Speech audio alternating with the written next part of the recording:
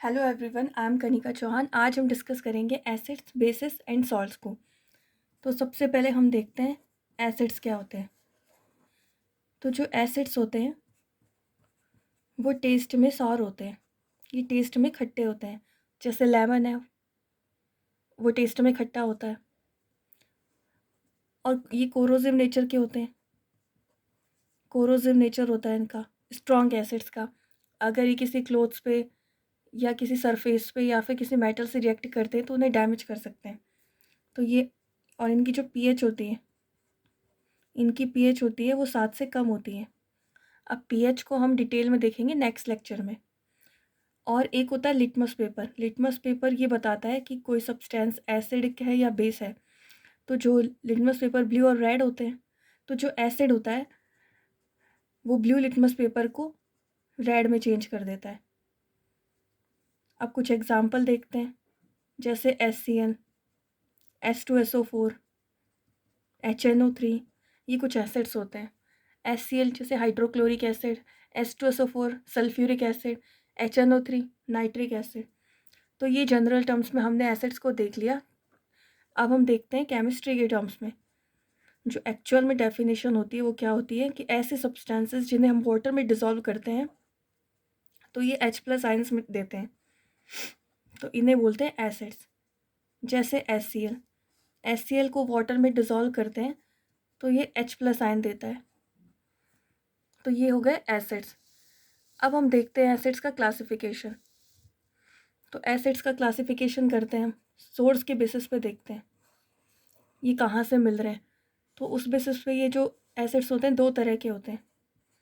एक होते हैं ऑर्गेनिक एसिड्स, और एक होते हैं इनऑर्गेनिक एसिड्स। तो जो ऑर्गेनिक एसिड्स होते हैं इनको नेचुरल एसिड्स भी बोलते हैं। नेचुरल एसिड्स ये डायरेक्ट नेचर से मिलते हैं, इसलिए इन्हें बोल रहे हैं नेचुरल एसिड्स। अब इनकी कुछ एग्जांपल देखते हैं, जैसे सिट्रिक एसिड है, ये कहाँ मिलता है, तो ये लेमन में मिलता है। लेमन, ऑरेंजेस, जो सिट्रस फैमिली के फ्रूट्स होते हैं, सिट्रस फ्रूट्स, तो उसमें मिलता है। तो इनमें जो एसिड्स मिलता है सिट्रस फ्रूट्स में, इन्हें बोलते हैं सिट्रिक एसिड। एक होता है मैलिक एसिड, ये मिलता है एप्पल में। एक होता है टार्टरिक एसिड, तो जो टार्टरिक एसिड है वो मिलता है टैमरिंड में, इमली में। तो इसे ऐसे याद कर सकते हैं, TA से ये टैमरिंड है और TA टार्टरिक एसिड। एक होता है लैक्टिक एसिड, तो जो लैक्टिक एसिड है वो मिलता है दही में, जो कर्ड होता है उसमें। एक होता है एसिटिक एसिड, तो जो एसिटिक एसिड है ये मिलता है विनेगर में। विनेगर सिरका होता है जो अचार वगैरह में प्रिजर्वेटिव्स के रूप में यूज़ किया जाता है, जिससे वो लंबे समय तक ख़राब नहीं हो। तो जो विनेगर होता है वो 5 to 10% सॉल्यूशन होता है एसिटिक एसिड का। तो 5 to 10% solution of acetic acid is known as vinegar. तो ये हो गया विनेगर। एक होता है ऑक्सैलिक एसिड, तो जो ऑक्सैलिक एसिड है वो प्रेजेंट होता है टोमेटोज़ में। एक होता है फॉर्मिक एसिड, ये काफ़ी एग्जाम्स में पूछा जाता है। फॉर्मिक एसिड ये मिलता है एंट स्टिंग में। जैसे जो रेड चींटी है, जो लाल चींटियाँ होती हैं, वो अगर वो काट लेती हैं तो क्या होता है, स्किन पे रैशेस हो जाते हैं, जलन पड़ती है। तो जो इरिटेशन होती है वो फॉर्मिक एसिड सीक्रेट करती है, उसकी वजह से होती है। तो इसी फॉर्मिक एसिड का एक दूसरा नाम भी है, इसे बोलते हैं मेथेनोइक एसिड। तो ये हमने कुछ देख लिए नेचुरल। अब हम देखते हैं इनऑर्गेनिक एसिड्स। तो इनऑर्गेनिक एसिड्स जो लैब में प्रिपेयर होते हैं, जो लैब में तैयार होते हैं, ये नेचर से नहीं मिलते। जैसे HCl, HNO3, H2SO4, तो ये होते हैं इनऑर्गेनिक एसिड्स। तो ये हमने कुछ एसिड्स देख लिए। अब हम देखते हैं strong acids and weak acids. तो स्ट्रॉन्ग एसिड क्या होते हैं, तो स्ट्रॉन्ग एसिड इन्हें वाटर में डिसॉल्व करते हैं तो ये अपने आयंस में कम्प्लीटली डिसोसिएट हो जाते हैं और H+ आयंस देते हैं। तो स्ट्रॉन्ग एसिड्स कौन से हो गए, जैसे HCl हो गया, H2SO4 हो गया, तो ये स्ट्रॉन्ग एसिड्स हैं। वीक एसिड्स जिन्हें वाटर में डिसॉल्व करते हैं तो ये कम्प्लीटली डिसोसिएट नहीं होते, पार्शियली डिसोसिएट होते हैं, जैसे एसिटिक एसिड। अब हम एसिड्स की कुछ रिएक्शन देखेंगे इंपॉर्टेंट। जैसे एसिड की मेटल से रिएक्शन कराते हैं। एसिड अगर मेटल से रिएक्ट करता है तो सॉल्ट बनाता है और हाइड्रोजन गैस निकलती है। इसकी रिएक्शन देखते हैं। जैसे ये H2SO4 है, एसिड है, इसके जिंक से रिएक्शन कराते हैं। जिंक मेटल है तो जिंक सल्फेट बनता है ZnSO4 और हाइड्रोजन गैस निकलती है। ये जो एरो ऊपर की तरफ है ये इंडिकेट कर रहा है कि हाइड्रोजन गैस निकल रही है। अब इसको चेक कैसे करेंगे कि ये जो गैस है हाइड्रोजन गैस है? तो अब इसके लिए क्या करेंगे, एक कैंडल लेंगे, जलती हुई कैंडल, और इसको इसके पास ले आएंगे, ये जो गैस निकल रही है। अब ये जो इसमें से एक साउंड निकलेगा, पॉप साउंड, ऐसे आवाज़ आएगी, तो इससे पता चल जाएगा ये जो गैस निकल रही है ये हाइड्रोजन गैस है। तो ये हाइड्रोजन के लिए टेस्ट होता है, इसे बोलते हैं पॉप साउंड टेस्ट। तो ये होता है। अब नेक्स्ट देखते हैं। ये तो एसिड्स की मेटल के साथ रिएक्शन हो गई तो हाइड्रोजन गैस का फॉर्मेशन हो गया। अब एसिड की जैसे HCl है, इसकी सोडियम हाइड्रोजन कार्बोनेट से रिएक्शन कराते हैं तो इससे NaCl बनता है, सॉल्ट, वाटर बन गया और CO2 गैस निकलती है। अब इसे भी पता करेंगे, कैसे पता करें इसके लिए? तो इसके लिए एक लाइम वाटर टेस्ट होता है। लाइम वाटर टेस्ट जो ये बताता है CO2 के आइडेंटिफिकेशन के लिए होता है। तो इससे क्या, ये कैसे करते हैं? तो ये जो लाइम वाटर है, कैल्शियम हाइड्रोक्साइड, इसे बोलते हैं लाइम वाटर। तो जो कैल्शियम हाइड्रोक्साइड है इसमें जो CO2 गैस निकल रही है इसे पास कराएंगे तो ये जो CO2 गैस है इससे रिएक्ट करेगी और कैल्शियम कार्बोनेट बनेगा और इसका वाइट कलर का जो प्रेसिपिटेट हो जाएगा, यानी नीचे जमा हो जाएगी, वाइट PPT बन जाएगा। तो ये जो है मिल्की अपीयरेंस हो जाएगा, मिल्की अपीयरेंस आ जाएगा। तो इससे पता चल जाएगा यहाँ पे CO2 गैस निकली है क्योंकि CO2 गैस ने रिएक्ट किया लाइम वाटर से और ये कैल्शियम कार्बोनेट का वाइट प्रेसिपिटेट बन गया। तो अब क्या, अगर यहाँ पे हम एक्सेस में CO2 पास कराएंगे तो कैल्शियम बाइकार्बोनेट बन जाएगा और जो मिल्कीनेस है ये डिसअपियर हो जाएगी। तो ये हमने देख लिया CO2 गैस का टेस्ट और हाइड्रोजन का टेस्ट। अब हम नेक्स्ट देखते हैं बेस को। तो बेस क्या होते हैं? तो भाई पहले जनरल इंट्रोडक्शन देखते हैं इनका।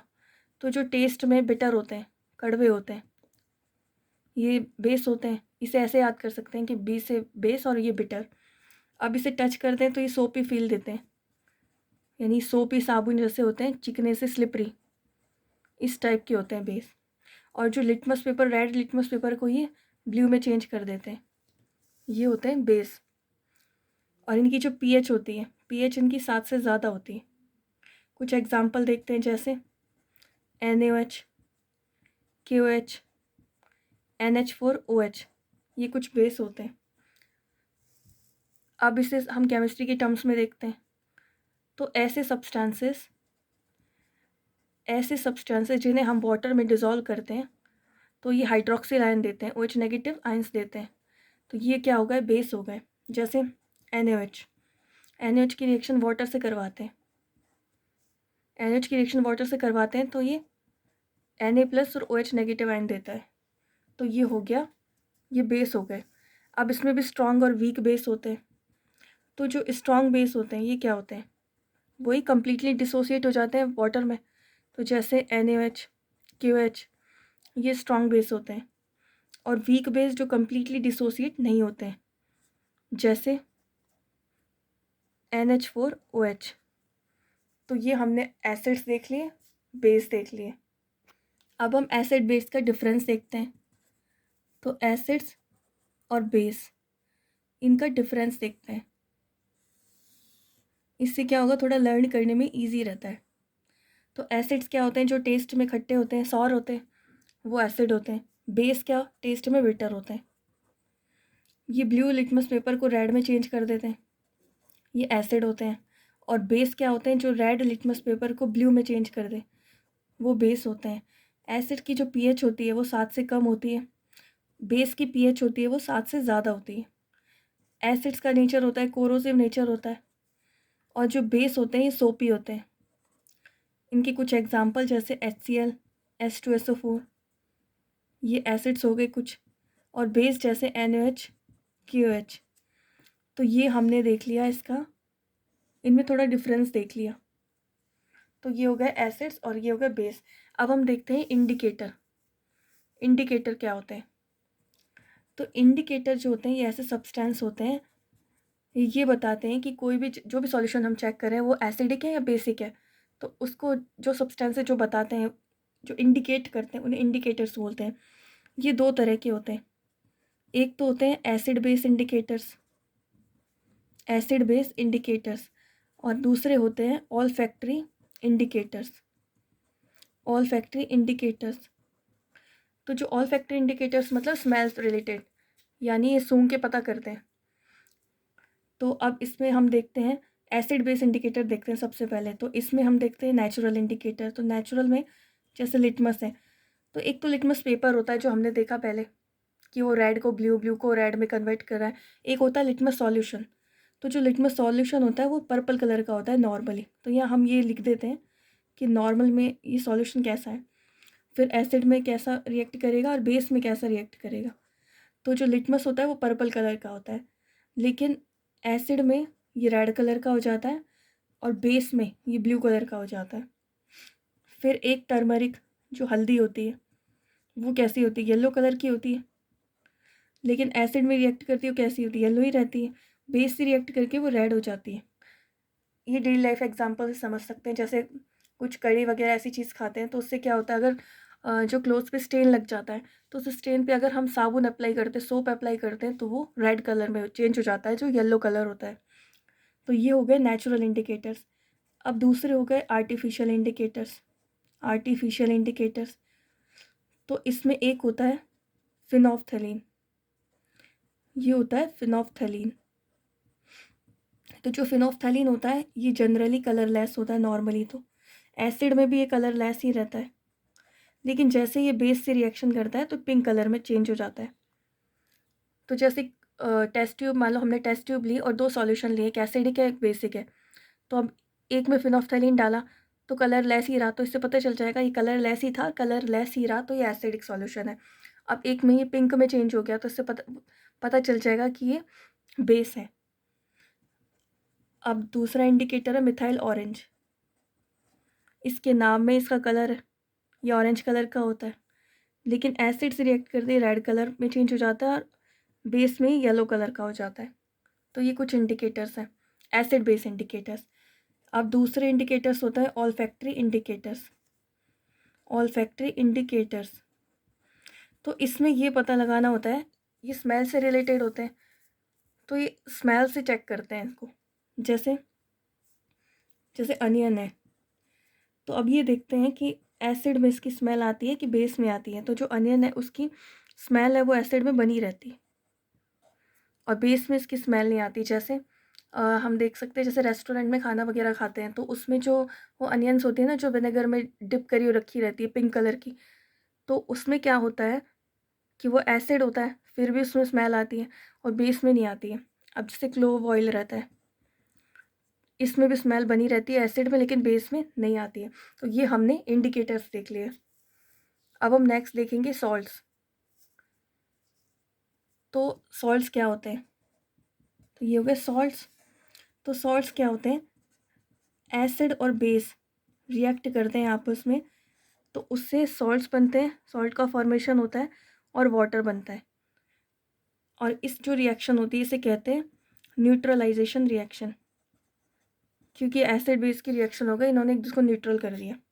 जैसे रिएक्शन देखते हैं, ऐसे HCl एसिड है, NaOH बेस है, इसकी रिएक्शन हुई तो NaCl सॉल्ट बन गया और वाटर बन गया। तो ये हो गए सॉल्ट्स। तो ये हमने देख लिए एसिड्स, बेस और सॉल्ट्स।